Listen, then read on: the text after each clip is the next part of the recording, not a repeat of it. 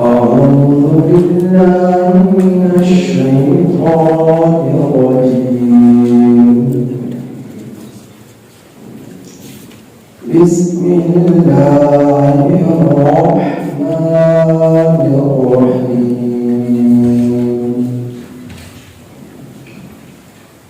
يا أيها الناس اعبدوا ربكم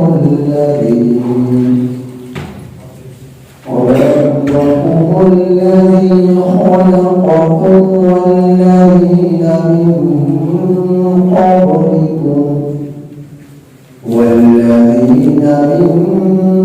قبلكم لعلهم تتقون. الذي جعل لكم الأرض فراشا والسماء بناء وأنزل من السماء ماء فأخرج به من الثمرات رزقا لكم فلا تجعلوا لله أندادا وأنتم تعلمون.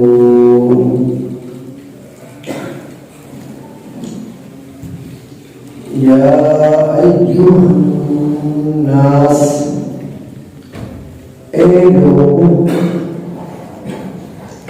يا أيها الناس اعبدوا ربكم الذي اعبدوا عبادت کرو ربکم الذی اپنے رب وہ ذات کہ جس نے خلقکم پیدا کیا تم لوگوں وہ ذات کہ جس نے بنایا تم سب کو وہ ذات کہ جس نے پیدا کیا تم لوگوں والذین من قبلکم اور وہ ان لوگوں کو کہ جو تم سے پہلے تھے لعلہم تتقون شاید کہ تم لوگ پرہیزگار ہو جاؤ تاکہ تم لوگ ڈرو تاکہ تم لوگ پرہیزگار ہو جاؤ. الذی وہ ذات وہ رب کہ جس نے جعل لکم الارض بنایا تم لوگوں کے لیے زمین کو فراشا بچھونا والسماء بناء اور آسمان کو چھت وانزل اور اتارا من السماء آسمان سے ماء پانی فأخرج به من الثمرات پھر نکالا اس پانی کے ذریعے سے پھل رزقا لکم کھانے کے واسطے تمہارے وَلَا تَجْعَلُوا تم لوگ نہ بناؤ لِلَّهِ اللہ کے لیے اندادا شرکا پھر نہ ٹھہراؤ تم لوگ اللہ کے ساتھ شرکاؤ اللہ کے لیے شریکوں نہ بناؤ تم لوگ اللہ کے لیے شرکا وَأَنْتُمْ تَعْلَمُونَ حالانکہ تم لوگ جانتے. سورۃ البقرہ اللہ رب العزت نے سب سے پہلے سورۃ الفاتحہ میں جو ہماری دعا تھی، درخواست تھی، اهدنا الصراط المستقیم، سورۃ البقرہ کی دوسری آیت کریمہ میں اس دعا کا جواب الذین یؤمنون بالغیب ویقیمون الصلاۃ۔ تو اس کے بعد 3 آیات کریمہ اللہ رب العزت نے جو اس دعا کا جواب دوسری آیت کریمہ میں دیا، اور پھر 2 آیات شروع والی 2 آیات کے بعد اللہ رب العزت نے وہ بتائی کہ جن میں مطلقاً ہدایت یافتہ لوگوں کی علامات ذکر کی گئی، اور اس کے بعد 2 آیات کریمہ ہدایت یافتہ لوگوں کی علامات اور ان کے لیے اللہ رب العزت کی طرف سے فلاح کی خوشخبری۔ تو یہ 3 آیات کریمہ ہوئی۔ اس کے بعد مطلقاً 2 آیات اللہ رب العزت نے ذکر فرمائی کہ جن 2 آیات میں مطلقاً مخالفین لوگوں کا، اہل کفار کا، اہل مشرکین کا تذکرہ ہوا، اور ان 2 آیات کے بعد پھر 13 آیات کریمہ سورۃ البقرہ کہ جن 13 آیات کریمہ میں اللہ رب العزت نے ان لوگوں کا تذکرہ کیا جو نفاق پر زندگی بسر کر رہے تھے، منافقین تھے۔ تو وہ ظاہراً اپنے آپ کو مسلمان کہتے، مسلمانوں کو دھوکہ دینے کے لیے، استہزاء کرنے کے لیے، راز معلوم کرنے کے لیے، لیکن اور اندرونی طور پر یہ لوگ کافر ہوتے ہیں، دل سے وہ کافر، ان کے اندر کفر چھپا ہوا، ظاہر ایمان ہدایت اپنے آپ مسلمان کہہ رہے تھے۔ تو اس اعتبار سے کل 20 آیات میں لوگوں کی 3 تقسیم ہو گئے، لوگ جو ہے 3 تقسیموں میں ہو گئے۔ ایک تقسیم ہدایت یافتہ لوگوں کی، دوسری تقسیم اہل کفار جو کھل کر اپنے کفر کا اظہار کر رہے تھے، تیسری تقسیم اہل منافقین کی جنہوں نے اپنے دلوں میں نفاق کو چھپایا ہوا تھا، کفر کو چھپایا ہوا تھا، شرک کو چھپایا ہوا تھا۔ تو یہ خطرناک گروہ جو منافقین کا تھا، تو اس سے مسلمانوں کو زیادہ نقصان پہنچنے کا خدشہ تھا۔ تو 3 گروہ ہو گئے۔ تو جس سے یہ بات معلوم ہوئی کہ تفریق جو ہے وطن پرستی کے اعتبار سے نہیں، علاقے کے اعتبار سے نہیں، زبان کے اعتبار سے نہیں، ملکوں کے اعتبار سے نہیں، جو اصل تقسیم ہے وہ مذہب کے اعتبار سے، اصل تقسیم وہ مذہب کے اعتبار سے کہ اللہ رب العزت نے کوئی تقسیم جو کی ہے وہ مذہب کے اعتبار سے کی ہے۔ رنگ، نسل، زبان، علاقہ، ملک، شہر کے اعتبار سے تفریق نہیں ہے، بلکہ تفریق ہے مذہب کے اعتبار سے۔ جس تقسیم کو، جس گروہی کو اللہ رب العزت نے قرآن کریم میں ذکر کیا، گروہ اول ہدایت یافتہ لوگوں کا،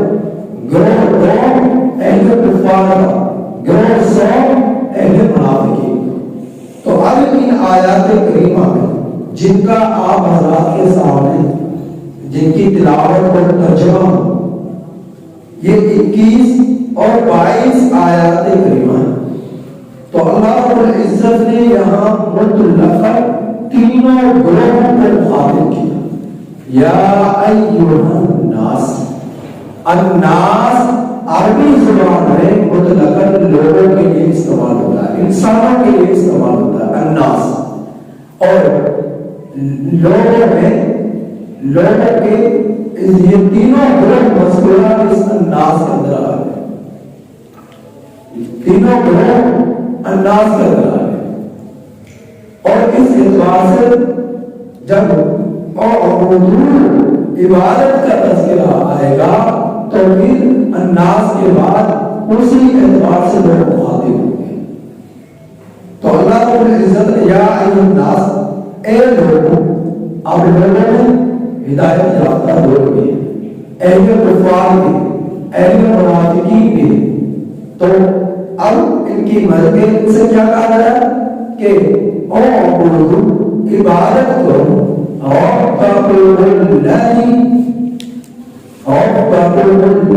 اپنے رب کی، الذی، یہاں سے اللہ رب العزت رب کی صفات بیان کی، اللہ رب العزت کی صفات بیان کی گئی کہ اس رب نے تمہارے بھی اللہ کی نعمتوں کا تذکرہ ہوا کہ اللہ نے تمہارے اوپر کس قدر نعمتیں اتاری کہ جس رب کی تمہیں عبادت کرنے کا حکم دیا جا رہا ہے۔ تو اللہ رب کا معنی مفہوم کو پیچھے کیا کرتے ہیں کہ رب کہ جس جو پرورش کرنے والا ہے، پرورش کرنے والا ہے اسے رب کہتے ہیں۔ تو اور جو عبادت کہتے ہیں جو کہ اے لوگوں عبادت کرو اپنے رب کی، تو عبادت کا معنی مفہوم کیا کہ اپنی پوری طاقت، عبادت کہتے ہیں اپنی پوری طاقت اللہ جل جلالہ کی کامل فرما برداری کے ساتھ کرو۔ اللہ رب العزت کی پوری طرح عبادات اپنی پوری طاقت فرما برداری کے ساتھ کرو۔ اللہ رب العزت کے فرما بردار بن کر پوری طرح اللہ کی عبادت کرو کہ پوری طرح کامل عبادت اپنی پوری طاقت صرف کر فرما برداری کے ساتھ کرو، یہ ہے عبادت۔ تو اے لوگوں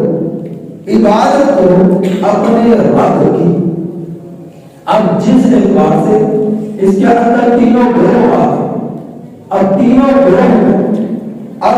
معنی اور مفہوم کی عبادت کا جدا کرنا ہوگا۔ اگر اس میں لوگوں سے مراد اہل کفار ہے تو پھر حکم یہ ہے کہ اے کافروں، تم لوگ جو ہے بت پرستی کو چھوڑ کر خدا پرست بن جاؤ،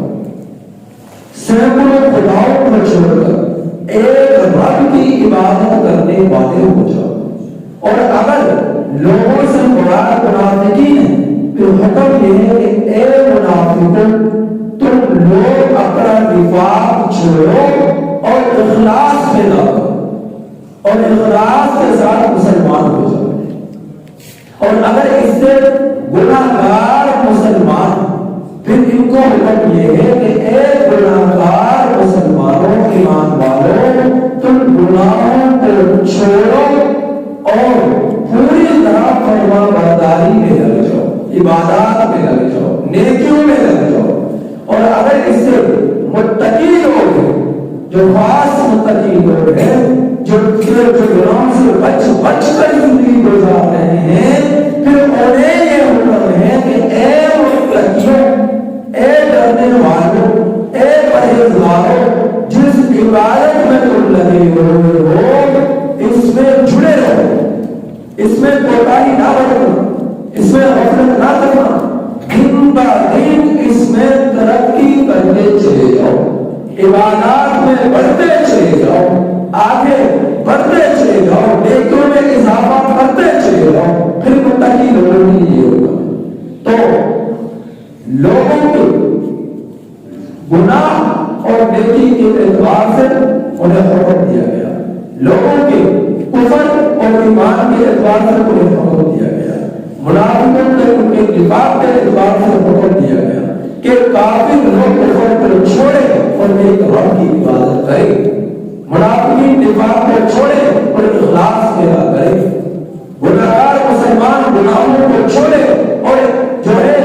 نیکی کے کاموں میں لگ جائیں، اور متقی لوگ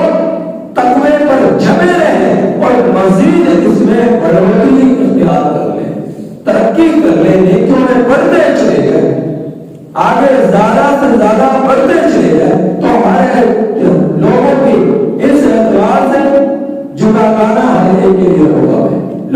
اعمال کے اعتبار سے۔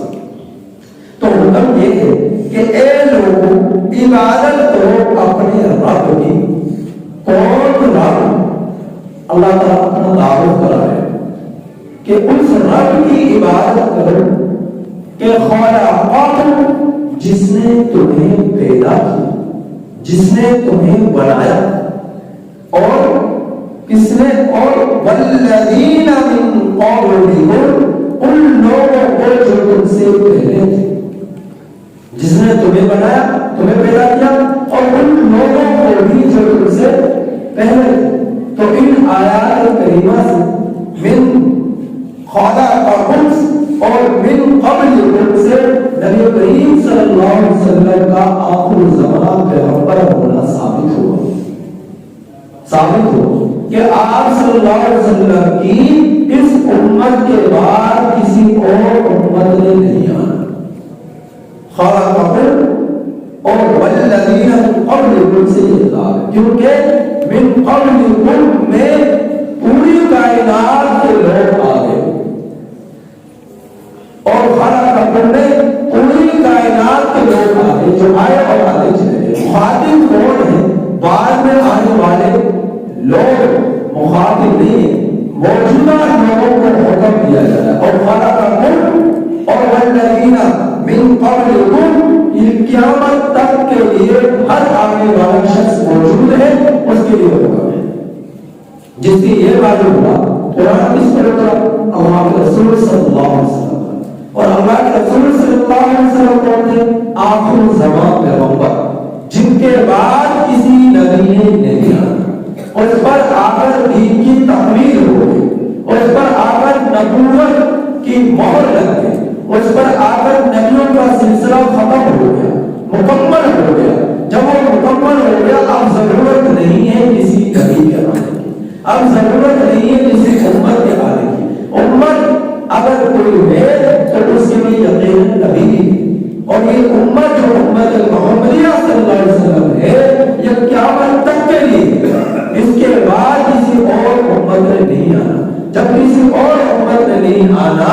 تو اس امت کے تو نبی نے بھی نہیں آنا۔ تو نبی کریم صلی اللہ علیہ وسلم آخری رسول، اور یہ امت بھی آخری امت ہے۔ تو اس وجہ سے حکم یہ دیا جا رہا ہے اس امت کو کہ تم لوگوں کو بھی اللہ جل جلالہ نے پیدا کیا، اور تم سے پہلے لوگوں کو بھی پیدا کیا۔ جتنے بھی نبی آئے، جتنے بھی ولی آئے، جتنے بھی کتب آئے، جتنے بھی افغان آئے، جتنے بھی بدبخت آئے، جتنے بھی نیک بخت آئے، جتنے بھی بادشاہ آئے، جتنے بھی وزراء آئے، صدر آئے، سب کو کس نے پیدا کیا؟ اللہ جل جلالہ نے پیدا کیا۔ تو انسان یہاں پر ذاتی انسان کی ذات کو مخاطب کو اللہ رب العزت نے حکم دیا، جو وہ نعمت جو انسان کی ذات کے ساتھ جڑی ہے، ہر انسان کے وجود کے ساتھ جڑی ہے، کہ ماں کے پیٹ میں آیا انسان، سوچے کہ ایک ناپاک قطرے سے اسے اللہ رب العزت نے انسان بنایا، اسے ایک نطفہ سے اسے ایک انسان بنایا ماں کے پیٹ میں۔ کس جگہ پر؟ کہ جس جگہ پر، جس مقام پر غلاظت ناپاکی ہوئی، اس جگہ میں اللہ رب العزت نے اس کو کھلایا پلایا پرورش کی، اس میں روح کو ڈالا، اور پھر اس جگہ سے، ناپاک جگہ سے، گندگی والی جگہ سے، غلاظتوں سے جو ارد گرد غلاظتیں تھیں، اس جگہ میں انسان کی پرورش، اور پرورش کر کر اسے اتنا حسین بنا دیا، اتنا جمیل بنا دیا کہ فرشتے بھی اس پر رشک کرنے لگے، فرشتے بھی اس انسان پر رشک کرنے لگے۔ تو اللہ رب العزت کی کتنی بڑی یہ نعمت ہے جو انسان کو حسن دیا اللہ نے، انسان کو وجود دیا اللہ نے، انسان کو قوت غیائی، قوت سماعت، قوت بینائی، قوت پکڑ، قوت چال، اللہ رب العزت نے جو اسے عطا فرمائی، یہ اللہ رب العزت کی کتنی بڑی نعمت ہے۔ تمام خامیوں سے اسے محفوظ کر کر دنیا میں بھیج دیا، اور یہ انسان اس رب کا شکر گزار ہونے کے بجائے نافرمان ہو گیا، ناشکرا ہو گیا، اور اپنے آپ کو خدا کہنے لگا، اور اپنے آپ کو طاقتور کہنے لگا، اور اپنے آپ کو کسی کا محتاج نہ سمجھنے لگا اور اس رب کی نعمتوں کو ٹھکرانے لگا، عقل اس کے بدن میں پیدا ہوئی اور سینہ اس کا آسمان پر چڑھ گیا اور اس کا سر جو ہے آسمان پر اٹھ گیا کہ میں سب کچھ ہوں، میرے سوا کچھ نہیں۔ تو ایسے لوگ آئے تو اللہ رب العزت نے فرمایا کہ ذرا غور فکر کے بعد تجھے خدا پر بن گیا تھا، تجھے پیدا کرنے والی ذات کوئی نہیں ہے، خالق باقول تمہیں پیدا کیا ہے کس نے؟ پیچھے بیان کر دیا باقول،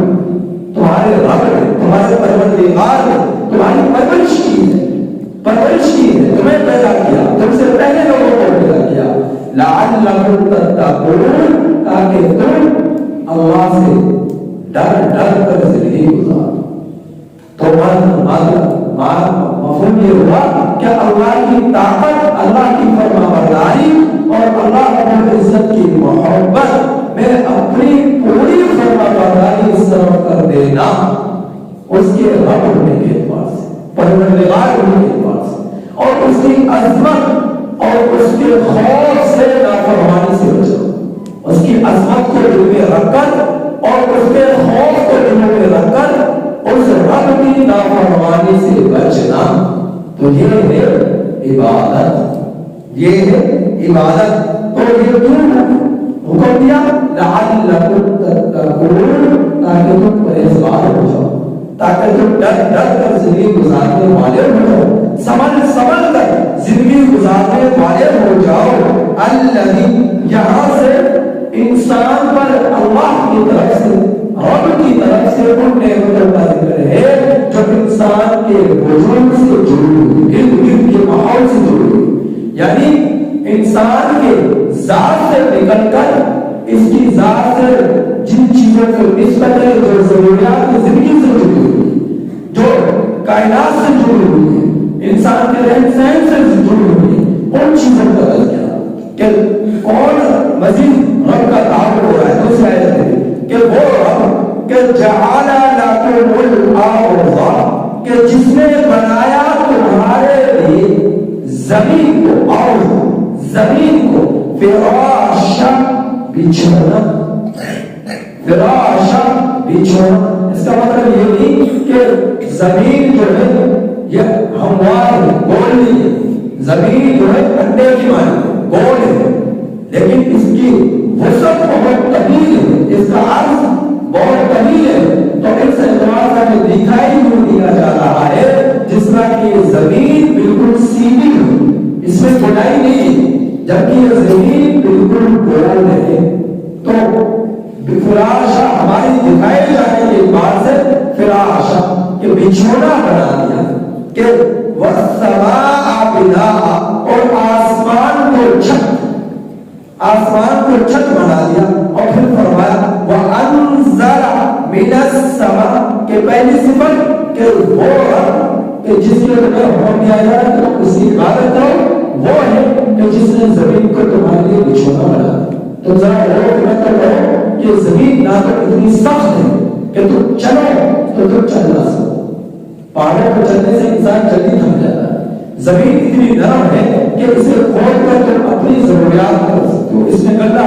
لگا سکتے ہو، اناج لگا سکتے ہو، پھول لگا سکتے ہو، کاشتکاری کر سکتے ہو، درخت لگا سکتے ہو، اس کو کھود کر کنویں بنا سکتے ہو، پانی نکالنے کا زمین سے نلکے لگا سکتے ہو، موٹریں لگا سکتے ہو۔ تو زمین سے سینکڑوں کام اس کی کھدائی سے کیے جا رہے ہیں،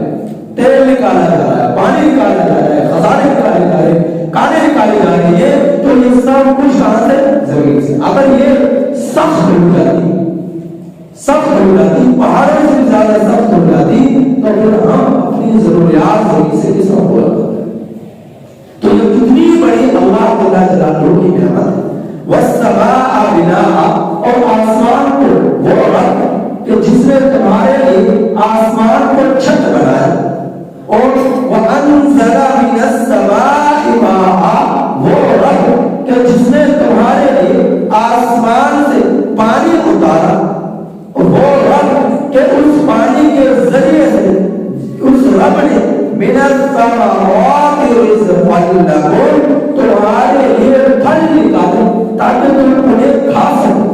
تمہارے لیے پھل نکالے تاکہ تم انہیں کھا سکو۔ تمہارے لیے ترکاریاں نکالی تاکہ تم انہیں کھا سکو، تمہارے لیے غلہ نکالا تاکہ تم انہیں کھا سکو، تمہارے لیے اناج نکالا تاکہ تم انہیں کھا سکو، تو تمہارے لیے دنیا میں کھانے پینے کی اتنی نعمتیں ہیں کہ تم میں سے اکثروں نے ابھی تک انہیں دیکھا بھی نہیں۔ تو اندازہ کیجئے کہ جنت میں اللہ کی نعمتوں کو کس قدر ہوگی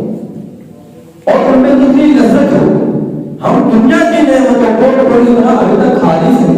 اتنے کھانے پینے کی چیزیں ہیں کہ دنیا کے اندر انہیں ابھی تک ہم میں سے شاید کوئی شخص سب چیزوں کو ابھی تک کھا ہی نہیں سکتا۔ میں ناممکن ہے کہ دنیا کی نعمتوں کو بھی کوئی شخص کوئی کھانے پینے کی ایسی چیز ہو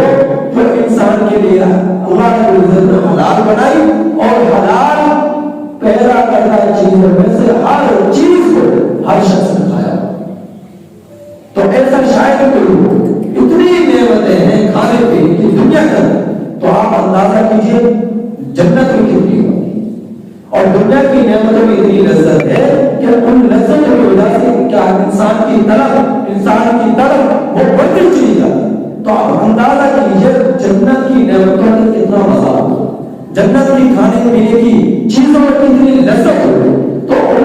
یہ تو دنیا کی نعمتیں کھانے پینے چیزوں کے متعلق ہے، تو اللہ تعالیٰ فرمانے میں وہ رب جس نے تمہارے لیے تمہارے لیے پھل بنائے، کس لیے بنائے؟ اس لیے پیدا کیے رزق تاکہ تم ان کو کھا سکو، ان سے لذت حاصل کر سکو، ان سے اپنے خوراک کے انہیں کھا سکو۔ تو انسان یہ سمجھتا ہے میں نے ہل چلا کر کھیتی میں نے ایک اناج لگا دیا، گلہ لگا دیا۔ انسان یہ سمجھتا ہے کہ میں نے گٹھلی ڈال کر زمین میں اس سے پل پھول ڈال دیا۔ انسان یہ سمجھتا ہے کہ میں نے جو ہے اور زمین کے اندر جو ہے درخت لگا کر اس کے اندر اپنے جو ہے میں نے ذریعہ کر دیا۔ تو یہ ساری چیزیں جو ہے اگر کوئی شخص ہل چلا رہا، اگر کوئی شخص درخت لگا رہا، اگر کوئی شخص پھل پھول لگا رہا، تو یہ انسان اس کے پیدا کر نکلنے میں جو رکاوٹیں تھی وہ رکاوٹوں کو دور کر رہا ہے، جو رکاوٹیں تھی وہ رکاوٹوں کو یہ انسان کیا کر رہا ہے؟ دور کر رہا ہے۔ اس نے رکاوٹ دور کی کہ بھئی گلہ نکلنا ہے، اسباب کے درجے میں اس نے ایک دانہ ڈال دیا، گٹھلی ڈال دی۔ اب ان ڈالنے کے لیے اس نے زمین کو کھودا یا پانی دیا یا ہل چلایا، تو ہل چلانے میں اس کے نکلنے میں درخت کے یا گلنے کے اناج سے جو رکاوٹ تھی اس رکاوٹ کو اس نے دور کر دیا۔ تو اب کہ انسان محنت کرے گا، محنت کے ذریعے جو پھل پائے گا اس کی اسے قدر ہوگی کہ مجھے یہ نعمت کس طرح ہوگی، اور بغیر محنت کے جو چیز مل جاتی ہے اس کی انسان قدر نہیں کرتا۔ تو انسان یہ قدر کرے گا، محنت کرے گا، محنت کے ذریعے سے اللہ اسے گلہ دے گا، اسے اناج دے گا، اس کی بھوک کو مٹائے گا اللہ تعالیٰ کو۔ تو اللہ رب العزت نے بے شمار نعمتیں ایسی پیدا کر دی جو انسان کا جس میں جو اسباب کے درجے میں کچھ نہ کچھ داخل ہے یا بغیر داخل ہے، اللہ رب العزت نے سینکڑوں نعمتوں کو پیدا کر دی۔ تو سینکڑوں کھانے پینے کی اشیاء ایسی ہیں کہ جن کو انسان محنت اور بغیر محنت کا حاصل کر رہا ہے، کھانا پینا اوڑھنا پہننا ہے، چاہے اور بنا رہا ہے، رہنے سہنے کے لیے انتظامات کر رہا ہے، تو یہ سب کچھ کیا ہے؟ اللہ جل جلالہ کی طرف سے عطا کردہ نعمتیں کہ اس رب کی طرف عبادت کرو کہ جس رب نے تمہارے لیے بے شمار کی نعمتوں کو عدم سے وجود دے دیا، عدم سے وجود دے دیا۔ جس رب نے تمہارے لیے بے شمار نعمتوں کو نابود سے دور کر دیا، نفس سے حذف کر دیا، اور بے شمار نعمتوں کی تم لوگ قدر کرو، قدردانی کرو۔ جب تم ان کی قدردانی کرو گے اور ان کی قدردانی کرنے سے اپنے رب کو پہچانو گے تو پھر بے ساختہ یہ کہنے پر مجبور ہو جاؤ گے اگر کوئی عبادت کے لائق ہے تو اللہ کی ذات ہے، اگر کوئی عبادت کے لائق ہے تو اللہ کی ذات، کہ جس رب نے تمہارے لیے تمہاری پرورش، تمہیں پالا، تمہیں عروج دیا، تمہیں پروان چڑھایا، تمہارے لیے کھانے پینے کے انتظامات کیے، تمہارے لیے آسمان کو بطور چھت بنایا، تمہارے لیے زمین کو بطور بچھونا بنایا، تمہارے لیے زمین یہ ڈگمگائے گا پہاڑ کاٹ دیے، تو تو ضروری ہے کہ تم اس پروردگار کی، اس پرورش کرنے والی ذات کی جو حقیقی معنی میں پرورش کر رہا ہے، ہم میں سے ہر ایک کی، کہ اس رب کی ہم لوگ عبادت کریں اور اس کی نافرمانی سے بچیں، اس کی نافرمانی سے بچیں، اس رب سے ڈر کر اپنے دلوں میں عظمت کو رکھ کر عبادت کریں اور نافرمانی سے گریز کریں۔ تو اللہ تعالیٰ نے فرمایا کہ ساری نعمتوں کو جو انسان کے ذات کے اندر موجود تھی اور انسان کے ذات کے ساتھ ادھر ادھر ماحول کے اعتبار سے اس سے جڑی ہوئی نفس اور وجود سے تعلق رکھنے والی چیز نعمتوں کا ذکر فرما کر آخر میں اللہ تعالیٰ نے پھر وہی حکم دیا کہ فَلَا تَجْعَلُوا لِلَّهِ أَنْدَادًا، لہذا تم لوگ مجھے پہچان کر تمہارے لیے حکم یہ ہے کہ تم میرے ساتھ کسی کو شریک نہ ٹھہراؤ، میری عبادت کسی کو شریک نہ ٹھہراؤ، میرے توحید وحدانیت میں کسی اور کو خدا نہ قرار دو، میری عبادت کرنے میں خالص مجھے رکھو، میرے ساتھ کوئی مخلوق نہ چھوڑو، مجھے ایک رب مان کر میری عبادت کرو۔ وَأَنْتُمْ تَعْلَمُونَ، اور پھر فرما دیا اور تم جانتے ہو کہ میں ہی عبادت کے لائق، میں ہی عبادت کا حقدار ہوں، کیونکہ میں وہ ذات ہوں کہ جو کسی بھی چیز کی محتاجی کے بغیر پوری کائنات اور تمام جہانوں کی کو سنبھال کر ان کے نظام کو چلانا۔ ملکوں کو لے، انسانوں کو بنائے ہوئے اپنی طرف سے تراشے ہوئے بتوں کو لے، اپنی طرف سے بنائے ہوئے خداؤں کو لے، دنیا کے بادشاہوں کو لے، غرض ہے کہ دنیا میں کسی بھی چیز کو آپ سامنے رکھ لیں، ہر چیز جو ہے عدم سے وجود میں آئے، عدم سے وجود میں آئے، اور اللہ کی ذات وہ ہے جس کے لیے عدم ہی نہیں، وہ ہمیشہ وجود ہی کی صورت میں، ہمیشہ سے وجود ہی کی صورت میں، اس کے لیے عدم ہے ہی نہیں، اور ہر چیز اگر آئی ہے تو وہ کچھ نہ تھی پھر وہ کچھ بنی، وہ عدم تھی پھر وہ وجود میں آئی، تو عدم سے وجود میں لانے والی ذات کون تھی؟ وہ اللہ کی تھی، اور اللہ کی ذات وہ ہے جس کے لیے عدم ہی نہ تھا، نہ ہے، نہ رہے گا، وہ ہمیشہ سے ہے، ہمیشہ رہے گا۔ تو ہم وَأَنْتُمْ تَعْلَمُونَ اس بات کو جانتے ہیں کہ جو چیز دنیا کے اندر جو بھی مخلوق آ رہی ہے، جتنے بھی لوگ آ رہے ہیں، جتنا بھی نظام کائنات کا چل رہا ہے، دن بہ دن اس میں تبدیلیاں پیدا ہو رہی ہیں، دن بہ دن لوگ آئے جا رہے تبدیلیاں پیدا ہو رہی ہیں، اور قیامت تک ایسا ہوتا ہے۔ سینکڑوں بارش کے قطرے برس رہے ہیں، سینکڑوں کھیتی باڑی کے غلے اناج نکل رہے ہیں، سینکڑوں پھل پھول نکل رہے ہیں، تو ہم لوگ اس قدر کمزور ہیں کہ ہم کسی ایک چھوٹی پتی میں خوشبو نہیں ڈال سکتے، ہم گٹھلی سے کومل نہیں نکال سکتے، ہم لوگ دانے سے اناج گلا نہیں نکال سکتے، زمین کو ہم لوگ اتنے کمزور ہیں۔ تو ہم لوگ جانتے ہیں کہ اس دانے سے ایک کومل نکالنے والی ذات موجود ہے اور قادر ہے۔ ہم جانتے ہیں اس درخت کو چھوٹا سا تھا، عدم سے وجود دے کر اسے پروان چڑھانے والی ذات ایک ہے اور وہ اللہ۔ وَأَنْتُمْ تَعْلَمُونَ، ہم جانتے ہیں کہ اللہ جل جلالہ ہی ہے جس نے پوری کائنات کو سنبھال کر اس کی پرورش کر رہا ہے۔ جب ہم جانتے ہیں تو لہذا ہم لوگوں کو چاہیے ہم اس رب کی عبادت کریں اور اس رب کے ساتھ کسی بھی مخلوق کو شامل نہ کریں، نہ تو اس کی ذات میں، نہ اس کی صفات میں، نہ ہی اس کی عبادات میں، نہ ہی اس کی تخلیق میں۔ ہر چیز میں ہم صرف اللہ کو اکیلا مان کر اس کی عبادت کریں، اس کے شکر گزار بن جائیں، اس کی عبادت کرنے والے بن جائیں۔ اللہ تعالیٰ سے دعا ہے کہ اللہ تعالیٰ ہم میں سے ہر ایک کو سمجھ عطا فرمائے اور قرآن کریم سے محبت عطا فرمائے۔